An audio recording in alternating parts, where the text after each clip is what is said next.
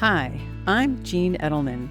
For decades, I've been a student of the healing arts: Reiki, traditional Chinese medicine, homeopathy, acupuncture, plant based, and macrobiotic cooking. Join me on this journey and hear my thoughts of the week. Hello, my beautiful friends, and welcome to Self Care with Jean. On today's special episode, we're joined by Dr. William Li.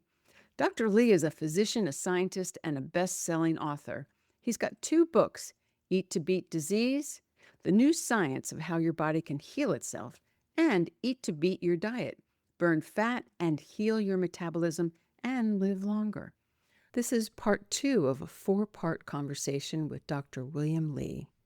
Dr. William Li is leading global initiatives on food as medicine. For the latest on cutting-edge food as medicine, metabolism, and longevity, visit Dr. Li's YouTube channel. So now that we've set the stage and we're helping people sit and savor and chew, let's dive into, because you are all about beating disease, because we want to prevent. It's all about prevent. Let's prevent all the symptoms before they hit us. So let's talk about what we can do to add foods to our daily diet that isn't stressful, but we can make little changes along the way. So, Yeah.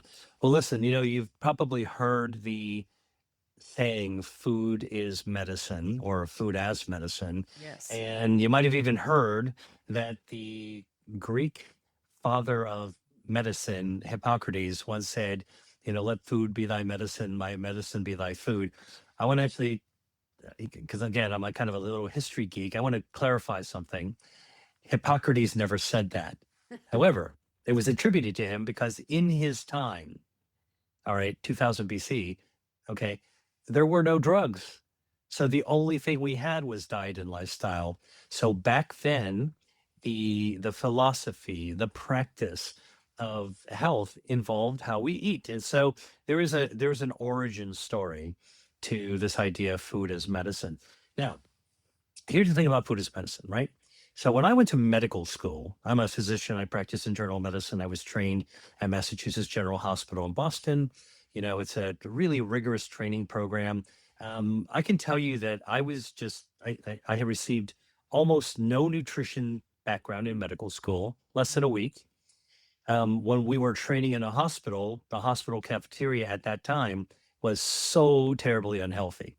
You know, it was so unhealthy that the young doctors in training like me, we would get takeout, and the takeout was not that healthy, but better than the hospital food that was Wow. also being fed to our patients, right? That was on Oh, their trays, yep. right? So Yep. this is an example of a system that's inside out. How can you expect a doctor to talk the talk if the system doesn't allow them to walk the walk? Well, Absolutely. I'm somebody that broke the mold, all right? Because before I went to medical school, I did a gap year. I was pursuing a genuine interest of mine because I was always interested in culture, I was interested in health, and I was interested in food. Mm. I grew up in a multi-ethnic community where there was a folk festival every year that brought all the people from all the different ethnic backgrounds out to celebrate the food of their countries of origin. I mean, we'd go out for this weekend and there was Irish and German and Slovakian and Italian and Greek and Portuguese and Spanish. It was really a festival. So I've always associated, the celebration of culture with incredible food. So in my gap year, where did I go? Don't forget, I hadn't gone to medical school yet. I thought, where can I learn about culture, food, and health? So I went to the Mediterranean. Mm. This was long before anybody talked about the Mediterranean diet. I was there, and I went to Italy, and I went to Greece, and I lived in those communities. I shopped in the markets, the local markets. I purchased seasonal food. I helped to cook food, the way that the locals cooked it. I ate with the people. And by the way, here's an interesting thing again, going back to the how. So in America, I always noticed when you are doing a lunch break with a colleague, Mhm. what do? You go someplace, you sit down to eat, you don't have very much time, you're checking your watch and you're wolfing your food. And what's the conversation between you and your colleague? all the problems you're having, the Right. stress you're having. You know, I can't believe this. Remember, did you hear about that? I mean, like, it's all about stress. When I did my gap year in Italy and in Greece, I noticed something so immediately that was so evident. You sat down, you never ate by yourself, you always ate with other people, Nice. usually more than one person. And when we Mhm. sat down and the food was served, we didn't talk about our problems. We talked about the food. We Um, said, look at this food. My mom makes it this way. This is the right season for this. Look at how this food is actually prepared. Isn't it amazing how they prepared? The conversation is about the food. We respect the food, and that allows us to savor the food and not right. be distracted by the stress. Now, Yeah. back then, there were no mobile devices that, to distract us as well. That's a whole other challenge, I think, for savoring and taking our time to eat the how. Today, I'm just noting that part of the joy and the healthfulness of food is to Hmm. eat as a community, to tap into our humanity Right. as a community, to be able to enjoy and pay attention to the food. So, eating mindfully is sharing mindfully as well. And I Mhm. think that's another part of the how that's important. So, when I went to the Mediterranean, I also noticed right away that there was always vegetables in the foods that we're eating. And vegetables were not a side dish. They were just a part of the main offering, whatever it was. And that was very different from how I grew up, like growing up in America, like I just always assumed that you get your main, a protein, usually a meat or fish or chicken or whatever, and then you get a little side vegetable, and that side sits on the side actually. It's the Mm. last you pick at it a little bit, but Mm. no. If you look at the traditional Mediterranean cuisine, vegetables were interlaced with almost every food, the Yeah. goodness, and it was seasonal and it tasted so good. Yes.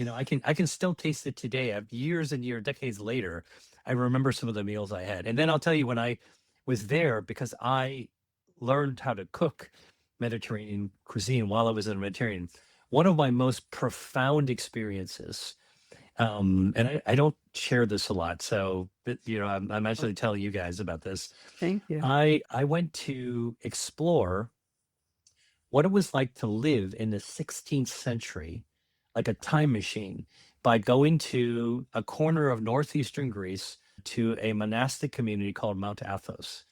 I had to apply for special permission. It really is for pilgrims only. But Wow. Mount Athos is to the Eastern Christianity what the Vatican is to the Western, to the Catholics.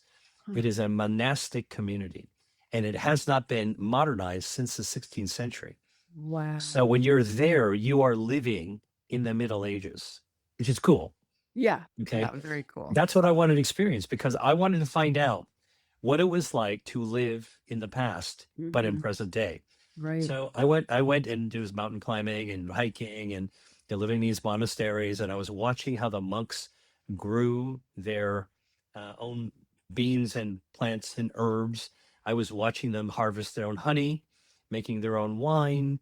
It was really a lesson to me in sustainability Yeah. and living off the land and seasonally. These are some of the factors that influenced my career is Yeah. living there. But the experience that I want to tell you about, I remember it was near Easter, and Easter feast is a huge deal in the Greek Orthodox Church. So I was Mhm. in this monastery, and one morning the abbot announced that they needed some help because the monk chef had taken ill. Okay. So the person who was preparing the Easter feast was sick and couldn't actually cook. Disaster, right? Disaster. Yeah. Yeah. Right. So they were putting out the 911 for help, and they asked who would volunteer to assist. I'm the volunteering kind of guy, so I Right. raised my hand and I said, I know how to cook a little bit. Actually, I knew how to cook a lot, but so I went into the bowels of this 16th century monastery Their and I kitchen. participated in Wow. cooking the Easter feast. And Wow. the memory I have of this is cooking something really healthy, which is beans. Hmm. There was a giant pot that was so huge, it was the size of a hot tub, and it was boiling beans, delicious. I mean, it had garlic and oregano and extra virgin olive oil. and I was stirring this thing with Oh my God. with a canoe paddle, Wow. and then got to eat it later. And Yeah. so again, this whole idea that we can go into the past to appreciate some of the more traditional ways, simpler ways of eating that Mm. take us as far away from that quick, junky, snacky, foodie way of Oh, eating and yeah. get enormous satisfaction of it. It's not just what we're eating, it's how we're eating it all Yeah. put together. And preparing it. I mean, just, oh my gosh, that's beautiful. What an amazing experience.